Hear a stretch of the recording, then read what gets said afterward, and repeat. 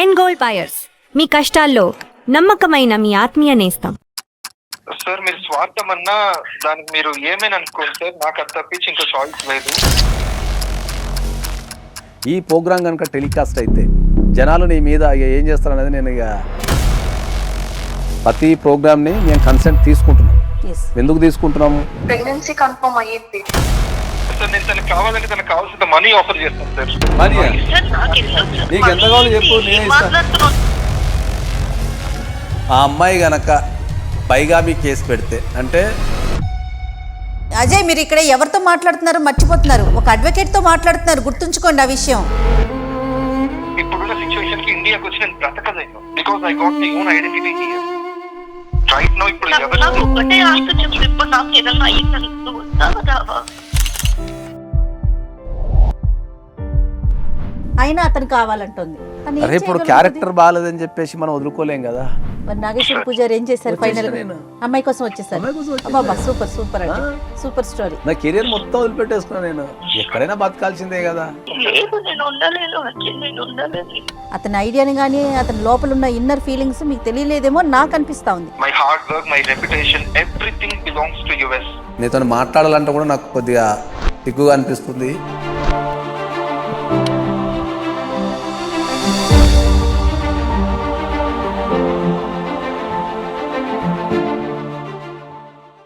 Welcome to అందమైన ప్రయాణం. నమస్తే నాగేశ్వర్ గారు. నమస్తే. ఒక ఎన్ఆర్ఐ ఇష్యూ అండి, మనకి వాట్సాప్ మెసేజ్ పెట్టారు వాళ్ళు. అమ్మాయి పేరు అనూష. మనతో మాట్లాడటానికి రెడీగా ఉంది. మరి ఒకసారి కాల్ చేయనా? తన సమస్య ఏంటో మీరు స్వయాన విందురు గారు.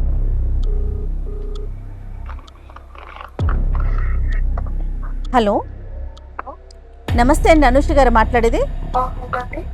నేను జయానండి, ఐడ్రీమ్ మీడియా నుంచి మాట్లాడుతున్నాను, అందమైన ప్రయాణం ప్రోగ్రామ్ నుంచి. నమస్తే. ఎస్, వాట్సాప్ మెయిల్ పెట్టారు కదా మీరు అనుష.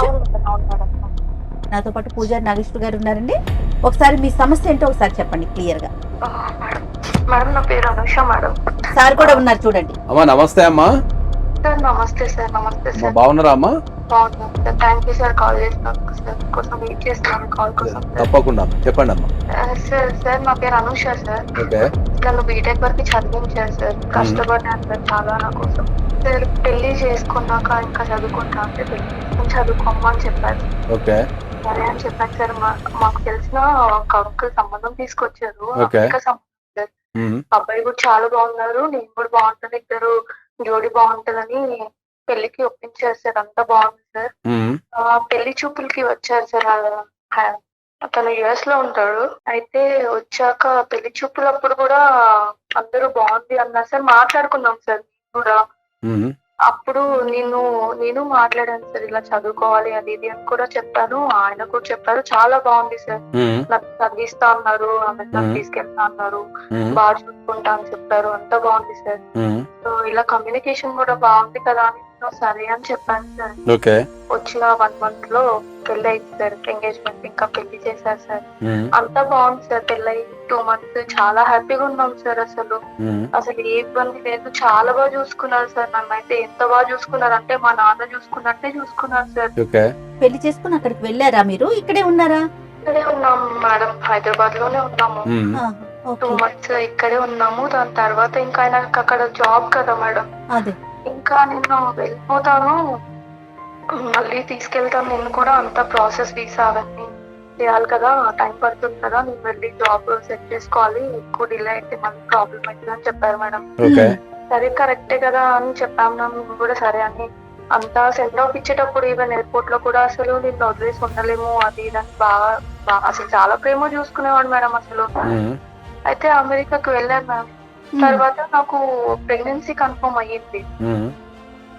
తనకి కూడా చెప్పాము, చాలా హ్యాపీగా ఫీల్ అయ్యారు.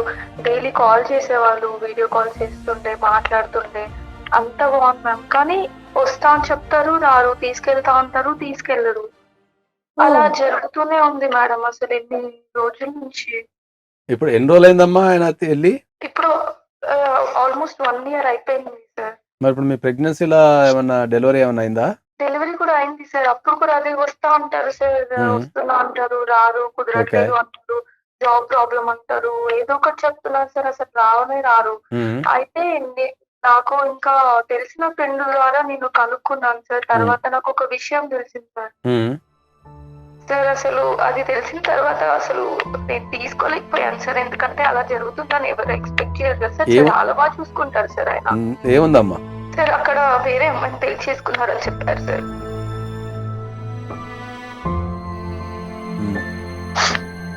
సార్ ఈ విషయం నేను ఆయనని అడిగాను సార్, ఇంకా ఉండలేక ఒకసారి.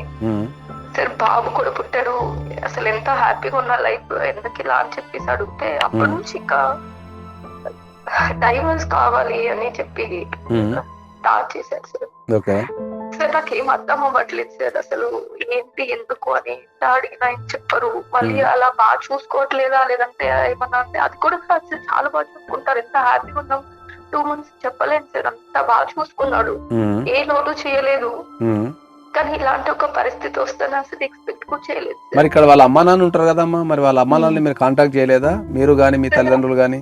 సార్ ఆయనకి ఎవరు లేరు సార్, ఒక అంకుల్ పెంచారు అతన్ని, అతనికి ఎవరు లేరు. సో ఎవరు లేరు, బాగా చూసుకుంటారనేసి మా అమ్మ నాన్న నమ్మి అతన్ని పెళ్లి చేశారు.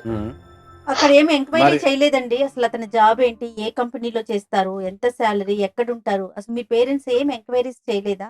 సార్ అమ్మ నాన్న అవన్నీ చేశారు సార్. ఇక్కడికి వచ్చాక కూడా ఆయన మాట్లాడారు, అంతా బాగుంది కదా అని పెళ్లి చేశారు. ప్రొఫైల్ అంతా బానే ఉంది.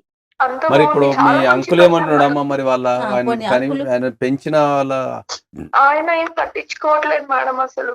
ఎందుకు? ఏమో మ్యామ్, అక్కడ పెళ్లి చేసుకున్నారని తెలిసి వాళ్ళు కూడా డిస్టర్బెన్సెస్ క్రియేట్ అయ్యి అలా ఏమన్నా జరిగిందేమో. కానీ నేను ఇతన్నే అడుగుతూ ఉన్నాను మ్యామ్, అసలు ఎందుకు ఏమిటి అని. ఆయన ఒకటి మాట్లాడతారు మ్యామ్, ఇప్పుడు అడిగినా కూడా డైవర్స్ అంటాడు అంతే. అసలు నాకు ఏం చేయాలో అర్థం కావట్లేదు. అలా మంచిగా ఉండే పర్సన్ ఇలా మారిపోయాడు, ఏంటి ఏం తెలియట్లేదు మేడం అసలు. ఇప్పుడు చిన్న బాబు ఉన్నాడు మ్యామ్, బాబుని ఎలా చూసుకోవాలి, నా సిచ్యువేషన్ ఏంటి?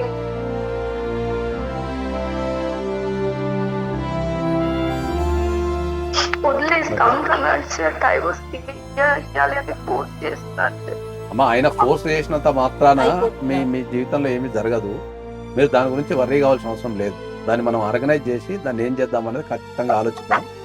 మీరు ఫస్ట్ మీరు బాధపడడం మానేయండి. ఆ సమస్యకు సొల్యూషన్ ఏముందనేది చూద్దాం కంపల్సరీ. జాబ్ ఏదైనా చేస్తున్నారా ఏంటి అసలు మీ పరిస్థితి చెప్పండి ఒకసారి. మ్యామ్ నేను జాబ్ ఏం చేయట్లేదు మ్యామ్, బీటెక్ వరకు చదివించారు పేరెంట్స్. దాని తర్వాత అబ్బాయి చదివిస్తా అన్నాడు మ్యామ్ నాకు.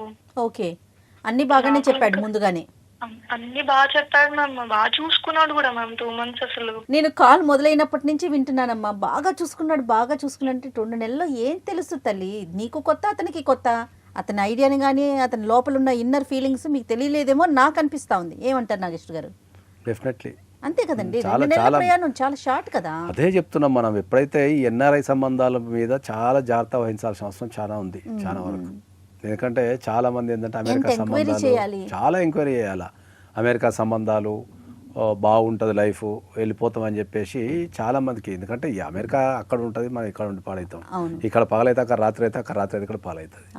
ఓకే, సరైన వీసాల మీద అవగాహన లేకుండా, వాళ్ళు అక్కడ లోకల్ ఏం చేస్తున్నారో తెలియకుండా, వాళ్ళకి జాబ్ ఉందా జాబ్ లేదా, ఏ వీసాల మీద ఉన్నారు, పెళ్ళి అయిందా పెళ్లి కాలేదా, ఆర్థిక పరిస్థితి ఎట్లుందో తెలియకుండా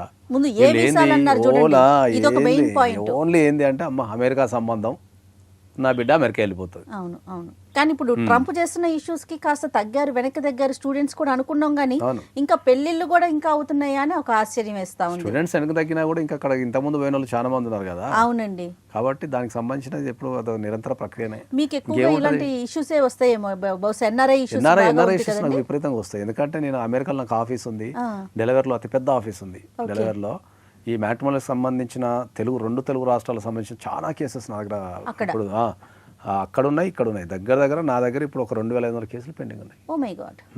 కొడుకా బిడ్డ అమ్మ? ఒక బాబు పుడితే ఆయనకు ఆ పెయిన్ ఉండాలి కదమ్మా. ఒక తల్లిదండ్రులు లేకుండా పెరిగిన పెయిన్ ఉన్నప్పుడు అదే నేను పెళ్లి చేసుకొని మళ్ళీ అదే ఆయన కొడుకుని తల్లిదండ్రులు లేకుండా చేస్తే మనకి ఏం నాలెడ్జ్ ఉందమ్మా?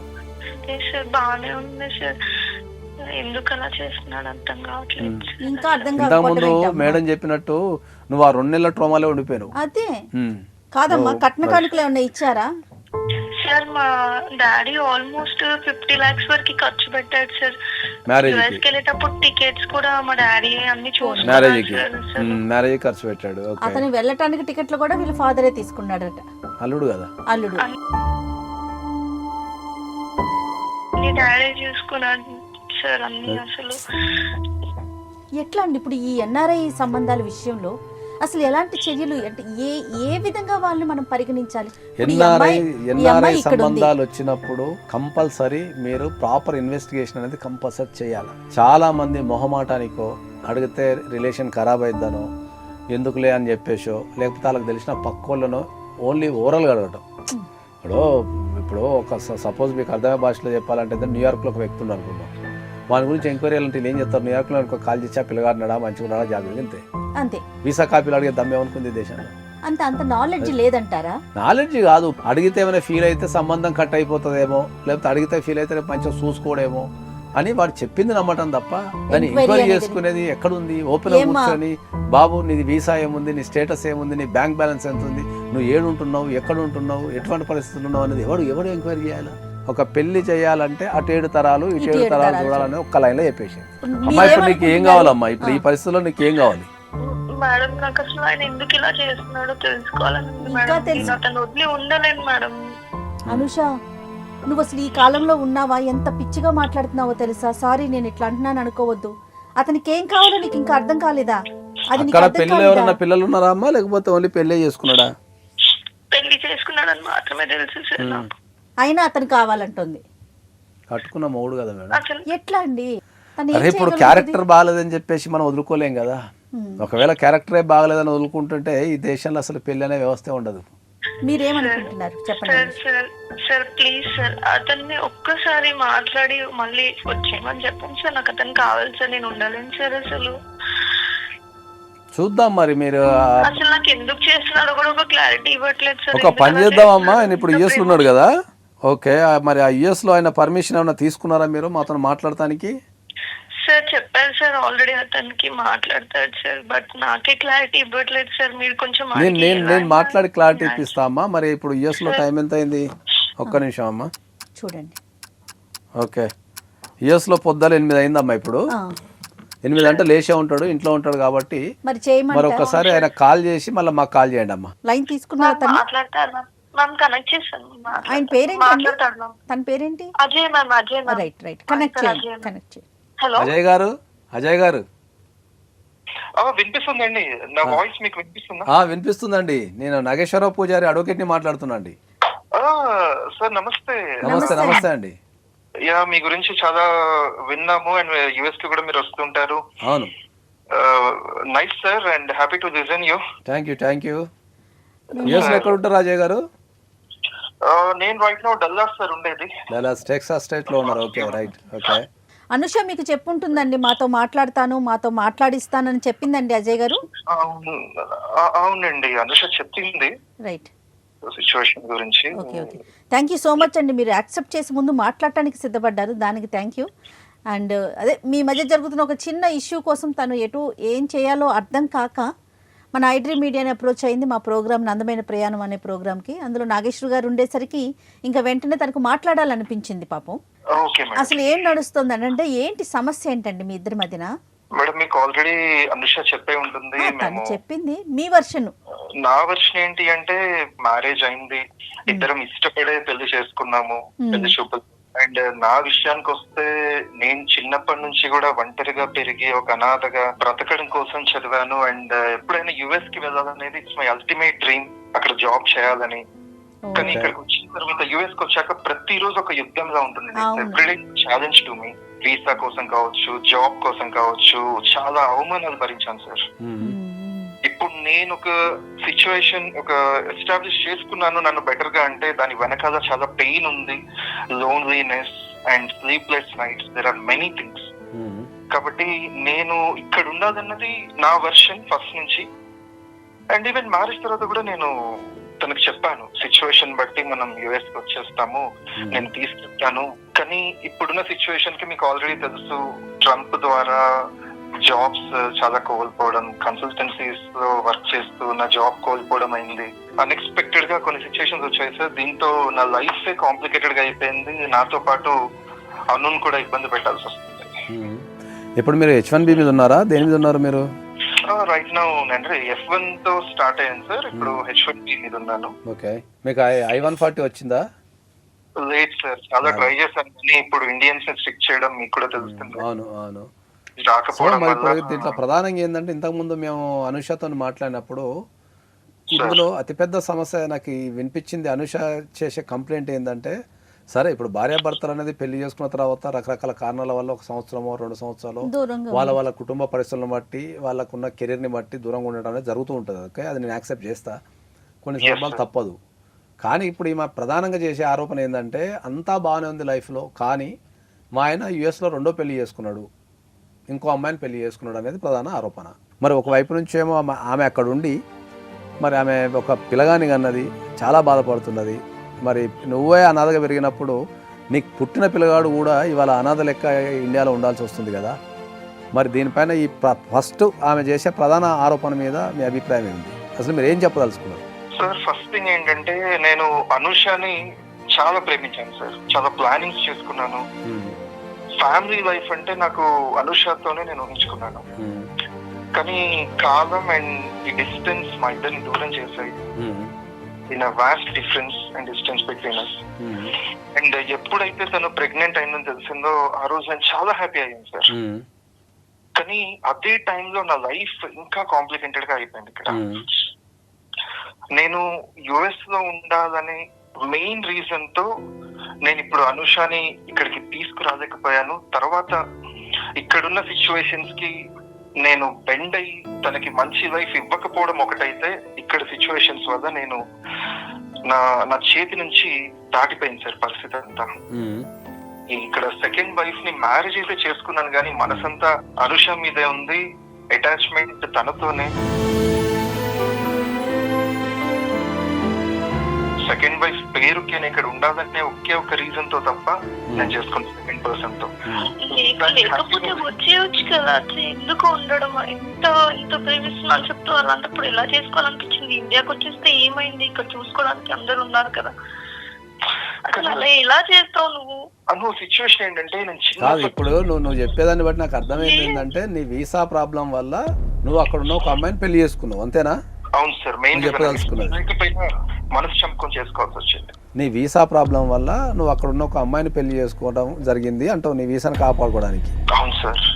నువ్వు ఫైనల్ చెప్పేది దాన్ని మేము ఎట్లా నమ్మాలా? ఇప్పుడు నువ్వు సింపుల్ గా ఒక అమ్మాయిని ఇండియా వచ్చినావు, ఒక అమ్మాయిని ప్రాణం కంటే ఎక్కువ ప్రేమించినావు, పెళ్లి చేసుకున్నావు, 2 నెలలు ఆమెకి ఒక అందమైన జీవితాన్ని చూపించినావు, ఫ్యూచర్ ఇంకా బాగుంటుంది అని చెప్పేసి ఆమె కలలు కన్నా ఒక అమ్మాయి, అప్పుడే కొత్త చదువులు పూర్తి చేసుకున్న అమ్మాయికి ఒక కొత్త జీవితాన్ని ఇచ్చి నువ్వు రపక్కన మాయమైపోయి మళ్ళీ రపక్కన యుఎస్ వెళ్ళిపోయి వీసా ప్రాబ్లం ఉందని చెప్పి నువ్వు ఇంకో అమ్మాయిని పెళ్లి చేసేసుకొని అనాలోచిత చర్య వల్ల ఇంకో పెళ్లి చేసేసుకొని ఇప్పుడు నువ్వు ఆ పెళ్లిలో ఇరికి, ఇప్పుడు ఈ పెళ్లిలో ఇరికి, ఇప్పుడు ఇక్కడ కట్టుకున్న భార్య, ప్రేమించిన భార్య, కన్న కొడుకు, చిన్న పిల్లగాడు పాపం. ఓకే, ఆ పుట్టే టైంలో కనుక తండ్రి పక్కన ఉంటే ఎంత ఆనందం ఉంటుంది, ఆ క్షణాలు నువ్వు జీవితంలో తెచ్చుకోగలుగుతావా?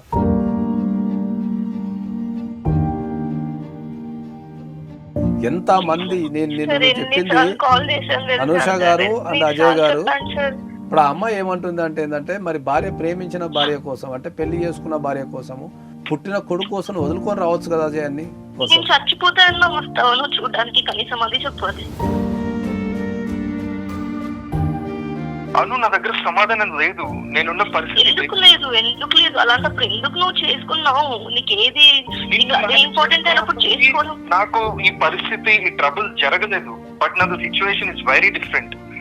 I couldn't answer you properly right now. ఇప్పుడు నాకు ఒకటే ఆన్సర్ చెప్పు, ఇప్పుడు నాకు ఏదన్నా అయ్యింది అనుకో, నువ్వు వస్తావా రావా? అది చెప్పు. చెప్పాలి, నాకు తెలియట్లేదను. బాధ అయితే ఉంది, ఎందుకంటే నీకు ఒక ఎమోషనల్ బాండ్. బాధపడి ఎవరికి తెలుసు? నేను చూస్తున్నాను నీ బాధ. నీకు అంత బాధ ఉంటే నువ్వు వస్తుండే కదా, ఎందుకు రావట్లేదు? అంటే ఇప్పుడు ఏమైనా అయినా కూడా నీకు జాబ్ ఇంపార్టెంట్, నువ్వు రావా? కనీసం చూడడానికి కూడా రావా? కొంచెం కూడా కామన్ సెన్స్ లేదా? అంత ఇంపార్టెంట్ అయినప్పుడు ఎందుకు నువ్వు చేసుకున్నావు? పెళ్లి ఎందుకు చేసుకున్నావు? కాదను, నేను అక్కడికి వచ్చినా సరే నిన్ను హ్యాపీగా చూసుకోలేను. నేను సంపాదిస్తాను, నేను చదువుకున్నాను కదా, నేను సంపాదిస్తాను, వచ్చేసి ఇప్పుడున్న పరిస్థితికి నేను మీకు విజన్ లా కనిపించవచ్చు, కానీ నేను లైఫ్ లో ఓడిపోయిన ఒక మనిషిని. ఓడిపోవడం అంటే ఏమి ఉండదా? ఓడిపోవడం మీరు ఏం గెలవడం అనేది చేద్దాం అనుకున్నారు? కాదు కాదు, ఓడిపోవడం గెలవడం అనేది ఫీలింగ్ మాత్రమే. నేను చూసుకుంటాను, వచ్చేమని కాదు చెప్పండి మేడం, అజయ్, నేను చూసుకుంటాను. అజయ్, నేను అజయ్. బీటెక్ చదువుకున్నాను, నేను చూసుకుంటాను మేడం. చెప్పండి మేడం, వచ్చేసి కాదుమా, ఒక్క నిమిషం అజయ్, అసలు మీరు ఏం చేయదలుచుకున్నారు? ఇప్పుడు రెండో పెళ్లి చేసుకున్నారు, వీసా కోసం చేసుకున్నారు, ఓకే, నెక్స్ట్ స్టెప్ ఏంటి? మ్యామ్ నేను ఏమంటున్నా అంటే కష్టమైనా సరే భరించి మా ఇద్దరికి డైవర్స్ అయినట్టయితే ఈవెన్ తను ఫ్యూచర్ లో మ్యారేజ్ చేసుకోవాల్సి వచ్చినా సరే. లేదు మేడం, నేను యాక్సెప్ట్ చేయను మేడం. నేను ఎందుకు చేయాలి? ఎందుకు ఇస్తావు డైవర్స్? ఎందుకు ఇస్తావు? నీకు ప్రేమ ఉంది అన్న ఎందుకు ఇస్తావు? నేను ఉండలేను. లేదు నేను ఉండలేను, నేను ఉండలేదు. నాకు వద్దు డైవర్స్, వద్దు నాకు. అను నిన్ను వదిలేయడం నాకు అంత ఈజీ కాదు, కానీ ఇప్పుడు నేను తిరిగి వచ్చే సిచ్యువేషన్ అది దాటిపోయింది. లేదు నేను వినదలుచుకోలేదు. నేను వినను. సో మీరు డివోర్స్ ఎక్స్పెక్ట్ చేస్తున్నారు అంతేనా? లేదు మేడం, నేను ఇవ్వను. అతని వర్షన్ అమ్మా, అతని వర్షన్, మీ వర్షన్ కాదు నేను అనేది. అతను అది ఆలోచిస్తున్నాడు, మీకు డివోర్స్ ఇచ్చేసి తను అక్కడే ఉండాలని, అంతేనండి అజయ్? ఫస్ట్ అజయ్ కి చట్టాల మీద అవగాహన లేనట్టుంది పాపం. ఆయన అమెరికాలో ఉండిపోయి ఇండియా చట్టాల మీద అవగాహన లేనట్టుంది. ఒకసారి వినండి అజయ్. ఇప్పుడు ఈ పంచాయతీ ఇక్కడ తేలేదు అనుకో అజయ్, నీకు నేను చాలా సీరియస్ చెప్తాను. నేను ఈ పంచాయతీ ఇప్పుడు ఇక్కడ ఈ మీటింగ్ లో గనక ఇది ఒక సమస్య ఒక కొలికి రాకపోతే ఆ అమ్మాయి గనక బైగామి కేసు పెడితే, అంటే ఒకసారి నన్ను పెళ్లి చేసుకున్న తర్వాత ఇంకో అమ్మాయిని పెళ్లి చేసుకుండు అని గనక బైగామి కేసు గనక పెడితే, ఓకే, పెడితే నువ్వు 10 సంవత్సరాలు జైలుకు పోతున్న విషయం నీకు ఐడియా లేదు. ఫస్ట్ అమెరికాలో కలలు కొంటున్నావో అదే అందమైన జీవితం నువ్వు జైల్లో గడపాల్సి వస్తున్న విషయం నీకు అర్థం కావటం లేదు. అది ఫస్ట్ పాయింట్. ఇక్కడ నుంచి కూడా పెట్టే అవకాశం ఉంది, ఇక్కడ నుంచే పెడతాం మనం. రైట్. ఇంకో రెండో విషయం చెప్తుంది ఇంత ఈ కేసులో ఒక బ్యూటీ చెప్తే ఏంటంటే, ఆయన ఏమనుకుంటున్నాడు అంటే ఆమె ఇండియాలో ఉంది, నేను అమెరికాలో ఉన్నా, వీళ్ళు నన్నేం పడతారులే అని అనుకుంటున్నాడు. అవును. కానీ ఇండియాకు అమెరికాకు తిరిగే ఏకైక అడ్వకేట్ నేనే విషయాన్ని మర్చిపోయాడు. నువ్వు అక్కడ నువ్వు పెళ్లి చేసుకున్నట్టు నేను తీసి ఇక్కడ పెళ్లి చేసుకున్నట్టు అక్కడ ఇమిగ్రేషన్కి ఇస్తే వాళ్ళే వెళ్ళగొడతారు. నేను వెళ్ళగొట్టాల్సిన అవసరం ఏం లేదు. గంట సేపట్లో ఎక్కిస్తారు ఫ్లైట్, ఫ్రీ ఫ్లైట్ ఎక్కిస్తారు వాళ్ళు. నేను బెదిరిస్తాను, నేను వాస్తవాలు చెప్తున్నాను. దీన్ని బెదిరింపో లేకపోతే ఇంకోటో సార్ బెదిరిస్తుండు ఏం బిక్తలే అనుకుంటున్నావేమో, కానీ నేను బెదిరిస్తానులే. పాసిబిలిటీస్ నాన్ పాసిబిలిటీస్ చెప్తున్నా. ఆ అమ్మాయి ప్రేమ ఉన్నంత కాలమే, నీ మీద గౌరవం ఉన్నంత కాలమే నీకు ఆ వాల్యూ ఉంది. అప్పుడు నేను మ్యారేజ్ జరిగితే మ్యారేజ్ ఎట్లా వాల్యూ అవుతుందబ్బా? ఎందుకు చేసుకున్నారు కాదు, ఎట్లా వాల్యూ అవుతుంది మ్యారేజ్? ఆల్రెడీ నువ్వు ఇండియాలో ఒక అమ్మాయిని చేసుకొని మళ్ళీ మ్యారేజ్ జరిగిందని చెప్పి బాగా చెప్తున్నావు. ఈ సభ్య సమాజానికి నువ్వు ఇచ్చే మెసేజ్ ఏంది? కావాలంటే తనకు కావాల్సిన మనీ ఆఫర్ చేస్తాను సార్. మనీ నీకు ఎంత కావాలో చెప్పు, నేనే ఇస్తాను. కాదు నీకు ఎంత కావాలో చెప్పు, నేనే ఇస్తాను అంటున్నా. సార్ మొదట నా ప్లానింగ్ వేరు, ఇప్పుడున్న సిచ్యువేషన్ అజయ్, మీరు ఎవరితో సిచ్యువేషన్ ని మాట్లాడుతున్నారు? కాదు, సిచ్యువేషన్ ని బట్టి మారితే వాడు మనిషి ఎందుకు అవుతాడబ్బా? కానీ అజయ్, మీరు ఇక్కడ ఎవరితో మాట్లాడుతున్నారో మర్చిపోతున్నారు. ఒక అడ్వకేట్ తో మాట్లాడుతున్నారు, గుర్తుంచుకోండి ఆ విషయం. మీరు అమెరికాలో ఉండేసరికి ఆయనకు బాగా తెలుసు ఏంది అమెరికా ఇమిగ్రేషన్ లో గనక ఇక్కడ పెళ్ళయింది అక్కడ పెళ్ళయింది అని పెడితే అర్ధ గంటలో కొడతారు ఆయనని. ఆయన ఏమనుకున్నాడు అంటే ఏంటంటే అమ్మాయి ఇండియాలో ఉంది, అమెరికా రాదు, ఏం పీకలేదు, ఇమిగ్రేషన్ రూల్స్ అవగాహన లేదు, ఓకే సరే చూద్దాంలే అని ఆయన అనుకుంటున్నాడు. ఆయనకు నిజంగా డబ్బులు ఇవ్వడం ఏంటి? అదే నాకు అర్థం కావట్లేదు. డబ్బులు ఇస్తే ఏంటి? ఇప్పుడు ఉన్న 1 year అంతా నువ్వు వెనక్కి తీసుకొస్తావా? బాబుని ఏం చేస్తావు? ఎవరు ఏమన్నా కూడా అజయ్ డబ్బులు ఎవరు అడుగుతున్నాడు? నేను డబ్బులు బాబు పరిస్థితి ఏంటి? ఎందుకంటే నాకు ఇక్కడ మ్యారేజ్ అయ్యి ఉంది, నేను ఇక్కడ పర్సన్ తో ఉండాల్సి వస్తుంది. వదిలేసేయి వచ్చేసేయి. ఇక్కడ వదిలేయడానికి రెడీగా ఉన్నావు కదా, అక్కడ వదిలేసేయి. ఇక్కడ వదిలేయడానికి రెడీగా ఉన్నావు కదా, అన్ని ఓకే కదా. ఇక్కడ ప్రేమ కూడా ఉంది కదా, అక్కడ వదిలేసి వచ్చేసాయి కదా. ఇక్కడ నువ్వు అన్నది కరెక్టే, కానీ ఇక్కడ ఈ అమ్మాయి పరిస్థితి ఏంటి? మ్యారేజ్ చేసుకున్నాను. నువ్వు ఇంతకుముందే అమ్మాయిని ఓన్లీ వీసా కోసం పెళ్లి చేసుకున్నా అని చెప్పినావు, మళ్ళీ అమ్మాయి పరిస్థితి ఏంటంటే సార్ యుఎస్ లో ఉండాల్సిన ఆలోచన. నేను మిగతావేవి వాటి గురించి ఎక్కువగా తీసుకోలేదు. అండ్ ఇప్పుడున్న సిచ్యువేషన్ కి ఇండియాకి వచ్చి నేను బ్రతకలేను. Because I got my own identity here. My hard work, my reputation, everything belongs to US. So ఇప్పుడు అక్కడికి వచ్చి నేను కొత్తగా స్టార్ట్ చేయడం అనేది నాకు పెద్ద ఛాలెంజ్ సార్. ఒక్కసారి నా వైపు నుంచి కూడా మీరు ఆలోచించండి. నీ వైపు నుంచి ఆలోచించేంత ఓపిక తీరిక నాకు లేదు. ఒక ఆడపిల్లకైతే అన్యాయం జరిగింది. నువ్వు మనిషిగా నువ్వు ఏదని ఇప్పుడు నాకున్న గుణం ఏంటంటే నేను జనరల్గా ఎదుటి వ్యక్తిని ఎప్పుడు తిట్టా నేను. ఎందుకంటే నేను తిట్టినా కూడా చాలా ప్రేమతోని వయ్యారంగా తిడుతూ ఉంటా. అట్లనే నువ్వైతే మనిషికి ఎప్పుడో ఫెయిల్ అయిపోయినావు. అసలు నీతో మాట్లాడాలంటే కూడా నాకు కొద్దిగా సిగ్గుగా అనిపిస్తుంది. నేను ఒక విషయం చెప్తా, గుర్తుపెట్టుకో. కట్టుకున్న భార్య మీద ప్రేమ లేకున్నా సరే మనం క్షమించవచ్చు, కానీ కన్న కొడుకు మీద ప్రేమ లేదంటే మాత్రం అసలు నేను క్షమించాను. కన్న కొడుకైనా బిడ్డైనా సరే, ఎందుకంటే వాళ్ళు మన రక్తం పంచుకొని పుట్టిన పిల్లలు వాళ్ళు. వాళ్ళని కాపాడుకోవాల్సిన బాధ్యత మన పైన 100% ఉంటుంది. ఓకే, ఖచ్చితంగా నువ్వు 100% ఈ ప్రపంచంలో నువ్వు ఏ వీసా మీద ఉన్నా ఎక్కడున్నా వచ్చి నీ కొడుకుని చూసుకోలేదు అంటే ఇక నువ్వు మనిషి కింద కూడా నువ్వు గుర్తించు. నేనే కాదు, ఈ సమాజం కూడా గుర్తించదు. ఇంకోటి ఏంటంటే ఖచ్చితంగా దీన్ని టెలికాస్ట్ చేస్తాం కాబట్టి ప్రతి వ్యక్తుల నుంచి కన్సెంట్ తీసుకొని దీన్ని నేను టెలికాస్ట్ చేస్తున్నాను. ఎందుకు అంటే ఏంటంటే ఇటువంటి సమస్యలు ఉన్న ప్రతి ఒక్కరు రిలేటెడ్ అయిపోయి వాళ్ళ సమస్యలు పరిష్కరించుకుంటారు. ఈ ప్రోగ్రామ్ కనుక టెలికాస్ట్ అయితే ఓకే, జనాలు నీ మీద ఏం చేస్తారు అనేది నేను ఇక నీ అడ్రస్ పట్టుకొని నేర్చుకుంటూ వచ్చి కూడా నేను కొడతాను. ఉన్న విషయం చెప్తాను.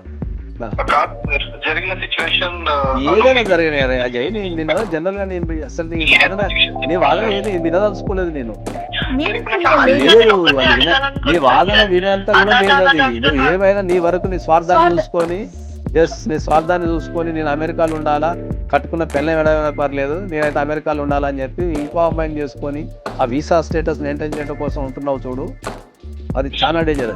అది సార్ మీ స్వార్థం అన్నా దానికి మీరు ఏమైనా అనుకోండి సార్, నాకు అది తప్పించి ఇంకో చాయిస్ లేదు. మీరే నాకు ఇంకేదన్నా చెప్పండి, నాకు ఇప్పుడు ఏం చేయాలి అర్థం కావట్లా. ఇంకేం చెప్తావు అబ్బా?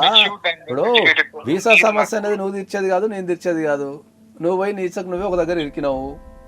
ఇప్పుడు అమెరికా రికార్డులో నీ గురించి నువ్వు ఆల్రెడీ అక్కడ పెళ్ళినంటే అమెరికా రికార్డులో పడిపోయింది. ఓకే, ఆమె ఏజ్ పోతుందా, పిల్లగాడు పెద్ద పెరుగుతాడు. చిన్న పిల్లలు 5 years ఉన్నంత వరకు ఆడుకోలేదంటే మన జీవితం వృధా. వాళ్ళకు ఒక్కసారి మాటలు వచ్చి కాళ్ళు పాకడం గీయడం నేర్చుకుంటే ఎవరు నీకు దొరకడు.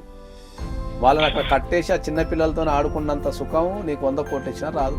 ఆ చిన్న చిన్న ఆ పసి నవ్వులు కానీ, వాళ్ళ సాఫ్ట్నెస్ కానీ, వాళ్ళది కానీ, ఆ ముద్దులు కానీ, ఆ కేరింతలు కానీ, అది అనుభవించిన వ్యక్తి అయితే వేస్ట్ అని చెప్తాను నేను 100%. ఆ ముద్దు మాటలు, వాడు అప్పుడే కొత్తగా నాన్న పిలిస్తే అసలు ఎంత బీయింగ్ ఏ ఫాదర్, నాకు 2 కొడుకులు కదా, వాళ్ళు పిలిస్తే ఎంత గర్వంగా ఉంటుంది నాకు. ఆ ఫీలింగ్ ముందు నీ అమెరికా కాదు కదా 100 కోట్లు ఇచ్చినా కూడా వేస్ట్ అని చెప్తాను. అజయ్ రేపొద్దున నువ్వు అనాథగా పెరిగినా సార్, నేను అనాథగా పెరిగినా సార్, నేను ప్రపంచాన్ని ఎదిరినా సార్, నేను అది చేసినా సార్, ఇది చేసిన అంటే లాస్ట్ నువ్వేం చేసినావు, మళ్ళీ నీ కొడుకు అనాథ చేస్తుంది అంటే నీ ప్లేస్ లో మళ్ళీ వాడు పెరగాలన్నట్టు అనాథ కింద పెరిగి మళ్ళీ వాడి కొట్టాలి ఫ్యూచర్ లో. అదే విషయం చాలా సార్లు అడిగినా అసలు సమాధానం లేదు సార్ ఆయన దగ్గర నుంచి. ఎంతసేపు అమ్మా నువ్వు ఏం భయపడకు, ఆయన చెప్పిన వాడు వినకపోతే నేను ఈసారి అమెరికా పోయినప్పుడు ఆయన వీసాని గెలకటమో లేకపోతే ఆయన ఎత్తుకొని రావడం రెండిట్లేదు ఒకటైతే చేస్తా. ఆయన చెప్పింది విన్నాడు, వినకపోతే నువ్వేం టెన్షన్ పడకు. నీకు ఒక అన్నున్నాడు ఇక్కడ. ఓకే, ఖచ్చితంగా ఆయన అమెరికాలో ఎక్కడనే ఎత్తుకొస్తా నేను. వింటున్నారా అజయ్? వదిలేదే లేదు ఈ విషయాన్ని, అస్సలు వదిలే ప్రసక్తే లేదు దీనిపైన. ఖచ్చితంగా ఆ అమ్మాయికి మేము న్యాయం చేయాల్సిందే, అది 100% న్యాయం చేయాల్సిందే. అమ్మాయి జీవితాన్ని నిలబెట్టాల్సిందే, ఒక కొడుకుని తండ్రిని కలపాల్సిందే. మరి అక్కడ పరిస్థితి ఏంటండి? ఇప్పుడు అమ్మాయిని పెళ్లి చేసుకున్నాడు, ఎట్లా ఏమైతుందా? డైవర్స్ తీసుకొని వచ్చేయమని చెప్పి అమెరికాలో డైవర్స్ 6 నెలలు ఇస్తారు. ఏం అమెరికాలో డైవర్స్ ఈజియెస్ట్ ప్రాసెస్. వింటున్నారా పోయి అప్లై చేసుకుంటే 6 నెలలు వస్తుంది, తీసుకొని ఇండియా వచ్చి సెటిల్ గా మనం వీసా కోసం పెళ్లి చేసుకోవడం ఇది మేడం. ఇది నా జీవితంలో ఎదురైన సమస్య. ఇది సేమ్ సమస్య, కాకపోతే నువ్వు పెళ్లి చేసుకోవాలి అంతే. మిగతా సమస్యతో సేమ్. మేము అతి పేద తరగతి కుటుంబంలో పుట్టిన నేను. మా ఫాదర్ ఈజ్ ఇల్లిటరేట్. నా అదృష్టానికి ఏంటంటే నా డిగ్రీ పూర్తి కాగానే నాకు లండన్లో జాబ్ వచ్చింది. లండన్ నాకు విపరీతంగా నచ్చింది. ఆ లండన్లో దిగిన మొదటి రోజు ఏమనుకున్నా అంటే ఇక ఈ జీవితాంతం ఈ సావు ఇక్కడనే చచ్చిపోను, నేను ఇక ఈ దేశంలో చచ్చిపోను తప్ప ఇక లండన్ నుంచి బయటకు పోద్దాం. నా డిగ్రీ టైంలోనే నాకు మా ఆవిడకి రిలేషన్షిప్ ఉంది.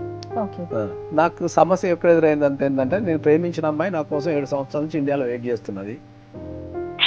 నేను పెళ్లి చేసుకోవాల్సిన సమస్య ఏర్పడ్డది. మా అత్త మామలకు ఒకతే బిడ్డ, పెళ్లి చేసుకోవాలా, అందరం కలిసి ఇక్కడ పెళ్లి చేసుకుందాం, తర్వాత ఇంట్లోకి చెప్పుదాం, తర్వాత జర్మన్లో సెటిల్ అయిపోదాం అనే కాన్సెప్ట్ మాది. యాక్చువల్లీ నేను వీసా కొట్టించేసిన, టికెట్ కూడా కొనిచ్చేసిన. ఆమె చెప్పబెట్టకుండా జర్మనీకి ఫ్లైట్ ఎక్కాలి. అప్పుడే ఆమె బీటెక్ పూర్తి అయిపోయినది, చిన్న ఏజ్, మెచ్యూరిటీ లెవెల్స్ లేవు. అప్పుడు ఏం చేసింది ఈమె, ఆ 1 week టెన్షన్ తట్టుకోలేక వాళ్ళు ఇట్లా అయిపోయింది. ఇక రకరకాల చర్చలు జరిగిన తర్వాత ఫైనల్గా నాకున్నది ఒకటే బిడ్డ, నా బిడ్డ లేకుండా నేను బతకలేను, నేను ఫారిన్ పంపియా, నీకు ఇష్టం అంటే నువ్వే ఇండియా రా, లేదంటే మా అమ్మాయిని వదిలిపెట్టాను. మరి నాగేశ్వర పూజారి ఏం చేశారు? ఫైనల్ అమ్మాయి కోసం వచ్చేసారు. Super story. నా కెరీర్ మొత్తం వదిలిపెట్టేసుకున్నాను నేను. ఎక్కడైనా బతకాల్సిందే కదా, ఏడుంటేంది, ప్రశాంతంగా నచ్చిన వ్యక్తితో ఉండటం కదా జీవితం. అని చెప్పేసి మొత్తం నా కెరీర్ అప్పటిదప్పుడు జాబ్ రిజైన్ చేసేసి వితిన్ 1 వీక్లో మొత్తం బట్ట తరపున ఇండియా వచ్చేసాను. నేను వచ్చిన తర్వాత అక్కడ ఐటీ కెరీర్ వదిలిపెట్టుకొని నేను ఇండియా వచ్చిన తర్వాత ఇక్కడ రకరకాల పరిస్థితుల్లో ఒక 3, 4, 5 years ఫైనాన్షియల్ స్ట్రగుల్ ఛాన్స్ చేయాల్సి వచ్చింది. అయినా కూడా ఇద్దరం కష్టపడ్డాం, అన్నీ చేసుకున్నాం. ఇప్పుడు 2 అబ్బాయిలు, పెద్ద అబ్బాయి మంచిగా ఇంజనీరింగ్ ఫస్ట్ ఇయర్ NITలో చదువుతున్నాడు, చిన్న అబ్బాయి 10th క్లాస్ చదువుతున్నాడు. ఇప్పుడు మనం ప్రేమించిన వ్యక్తుల కోసం కొన్ని వదులుకోవాలి, అదే జీవితం. వీసాలు అనేవి ఇవాళ ఉంటాయి, రేపు పోతాయా?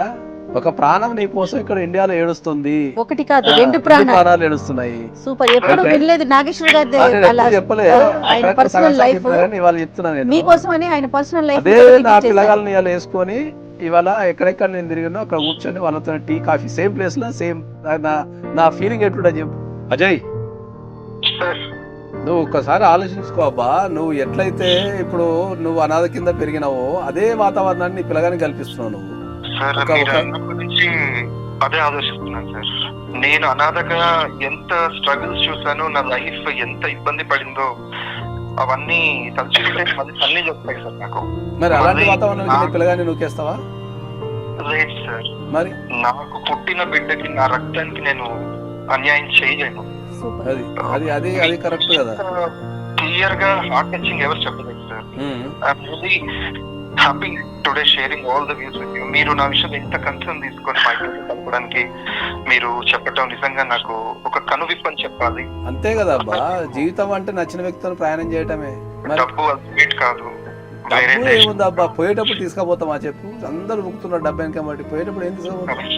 కష్టపడండి, సంపాదించుకోండి. అందుకని ఉన్న రిలేషన్స్ ని పాడు చేసుకుంటే ఎట్లాగా అజయ్ చెప్పండి. యాజ్ ఎర్లీ యాజ్ ఏం చేయాలో మరి నాకు తెలియదు. నా మాటిని నువ్వు అక్కడ డైవర్స్ అప్లై చేసుకో. డైవర్స్ అప్లై చేసుకున్న తర్వాత ఖచ్చితంగా ఇండియా వచ్చేసి మంచి ఇండియాలో సెటిల్ అయిపో.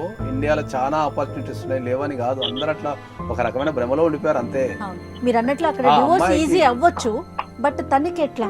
అక్కడ కూడా అజయ్ గారు అమ్మాయితో కూర్చొని పరిస్థితి ఎక్స్ప్లెయిన్ చేసి, మరి ఆల్రెడీ నాకు ఇక్కడ ఇండియాలో పెళ్ళి అయింది, ఒక అబ్బాయి ఉన్నాడు, నేను వెళ్ళిపోతున్నా అని చెప్పి ఆ అమ్మాయిని క్షమాపణ కోరి, ఆ అమ్మాయికి ఏమన్నా ఉంటే ఏమన్నా సెటిల్మెంట్ ఉంటే చేసుకొని డైవర్స్ తీసుకొని ఇండియా వచ్చేస్తే సరిపోతుంది. ఓకే, వింటున్నారా అజయ్? ఖచ్చితంగా ఆ అమ్మాయి కూడా ఎక్స్ప్లెయిన్ చేసి, ఆ అమ్మాయి దగ్గర నుంచి కూడా క్షమాపణలు అవన్నీ తీసుకొని, ఎవరిని మనం మోసం చేయొద్దు ఎప్పుడు కూడా. మన అవసరాల కోసం ఎప్పుడు వాడుకోవద్దు. కాబట్టి నువ్వు ఆ అమ్మాయి కూడా న్యాయం చేయాల్సిన అవసరం ఉంది. కాబట్టి ఆ అమ్మాయి కూడా క్షమాపణ చెప్పేసి, నా మాటిని ఇండియారా అందరం ఉన్నాం, నేను ఉన్నా, మేడం ఉంది, అందరం ఉన్నాం, ఏదో రకం కాపాడుకుంటాం రా. ఏమవుతుంది? అమ్మాయి చదువుకుంది, నువ్వు చదువుకున్నావు, ఒక ఆడపిల్ల నీ కోసం ఏడుస్తుందయ్యా.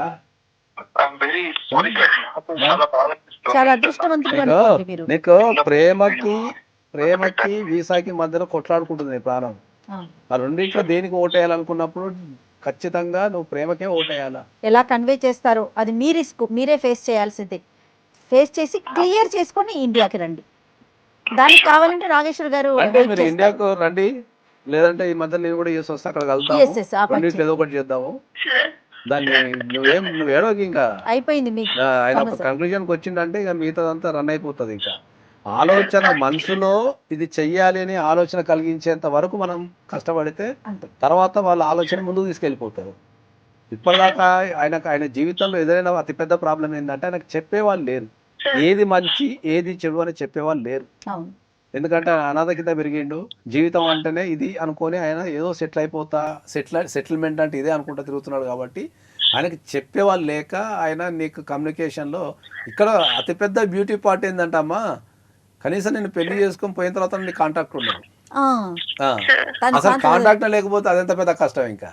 కాబట్టి కరెక్ట్ అంటే ఆయనకు నీ మీద ప్రేమ ఉంది, ప్రేమ లేకుండా ఏం లేదు, ప్రేమ ఉంది, పిల్లగాని మీద కూడా ప్రేమ ఉంది. కానీ ఆయనకు చెప్పేవాళ్ళు లేరు. అంటే ఆయన ఒక తల్లి, ఒక తండ్రో, ఒక అన్ననో, తమ్ముడో ఉంటే ఆయనకు చెప్పేటోళ్ళు. అట్లా కాదు నాయన జీవితం ఇదిగా, ఇది చేసుకో, ఇది చేసుకొని చెప్పేటోళ్ళు లేరు. సో ఆ స్థానాన్ని మేము తీసుకోవాల్సి వచ్చింది. కాబట్టి ఆయనకు కంపల్సరీ కనువిప్పు కలిగి ఉంటుంది. కాబట్టి ఐ హోప్ ఆయన ఖచ్చితంగా ఆయన ఇండియా వస్తాడు. ఓకే, నా పర్సనల్ అపాయింట్మెంట్ తీసుకోండి, మంచిగా ఫైనాన్షియల్ ప్లాన్ చేసుకోండి, కెరియర్ ప్లాన్ చేసుకోండి. ఇంకా ఏ విషయమైనా సరే ఎనీ టైం ఆఫీస్ కాల్ చేయండి, నేను మీకు ఏ రకమైన హెల్ప్ అయినా చేస్తాను నేను. ఓకే అజయ్. అజయ్ నిన్నేమన్నా మనసు గాయపెట్టుంటే, ఏమన్నా హార్ష్గా మాట్లాడుంటే మమ్మల్ని క్షమించండి. Not at all sir. లేదు, సమస్యని సాల్వ్ చేసే క్రమంలో మాట్లాడతాం తప్ప అంతే మీ మీద పర్సనల్ మాకు ఏం పర్సనల్ గర్జ ఏమి ఉండదు. కాకపోతే నాకు కూడా కొద్దిగా బాధ అనిపించింది ఏంటంటే, అరే ఒక ఆడపిల్ల అరే నాకు అతిపెద్ద విషయం ఏంటంటే, ఒక అనాథగా పెరిగిన వ్యక్తి తన కొడుకును అనాథ కింద ఎట్లా చేస్తాడు అనేది అర్థం కాదు. అంతే, దానికోసమే కొంచెం ఫీల్ అయ్యాం. ఇప్పుడు మీరు చెప్పిన మాటల వల్ల నేను ఇంతకాలం నా భార్యతో పుట్టిన పిల్లాడితో ఎలాంటి మూమెంట్స్ మిస్ అయ్యానో నేను తలుచుకుంటేనే గుండె పగిలి. ఓకే, అయింది అయిపోయింది, వదిలేసేయండి. ఇక నుంచి అయినా కొంచెం అంటే మీ ప్రేమని మీ ఆప్యాయతని పిల్లోడికి ప్లస్ తనకి కూడా చూపించండి. మేము చెప్పిన మాట విని మా మాటను గౌరవించినందుకు చాలా సంతోషం, చాలా సంతోషం. ఆల్ ది బెస్ట్ అండి. ఓకేనా? Thank you madam. Anusha, be happy always. ఏ సమస్య ఉన్నా మీకు కన్నుండడం కాల్ చేయి. ఖచ్చితంగా. రైట్ అమ్మా. రైట్ అమ్మా, థ్యాంక్ యూ. Thank you.